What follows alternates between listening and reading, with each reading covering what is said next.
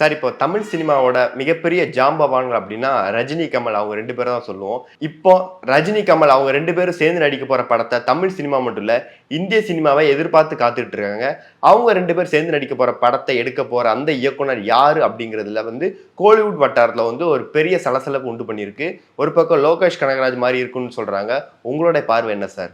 நிறைய இயக்குனர்கள் பேர் அடிபட்டுச்சு. முதல்ல லோகேஷ் கனகராஜ் தான் இந்த ரஜினி கமல் இணைஞ்சு பண்ணுற படத்தை பண்ண போகிறாருன்ற ஒரு டாக் இருந்துச்சு. அது உண்மையும் கூட. இப்போ லோகேஷ் கனகராஜ் கமலஹாசனுக்கு ரொம்ப பெட்டு. கமலஹாசனுக்கு விக்ரம் படம் மிகப்பெரிய வெற்றி படம். அந்த படத்தை லோகேஷ் கனகராஜ் தான் கொடுத்தாரு. ஸோ கமலஹாசனுக்கு லோகேஷ் கனகராஜ் மேலே பெரிய நம்பிக்கை இருந்துச்சு. இன்னொரு பக்கம் பார்த்தீங்கன்னா லோகேஷ் கனகராஜ் ரஜினியை இயக்கிற வாய்ப்பும் கிடச்சிச்சு. கோழி படத்தில் ரஜினியை லோகேஷ் கனகராஜ் இயக்குனார். ஸோ ரஜினி படத்தை ஹிட்டாக கொடுத்தாரா, சூப்பர் ஹிட் ஆக்குனாரா, ஒரு பெரிய வெற்றி படமாக கொடுத்தாரா அப்படின்னா வெற்றி படமாக கொடுக்கல. அது ஒரு தோல்வி படமாக கொடுத்துட்டார். ரஜினிக்கே கேரியர்லேயே பார்த்தீங்கன்னா ஒரு தோல்வி படமாக அமைஞ்சிருச்சு.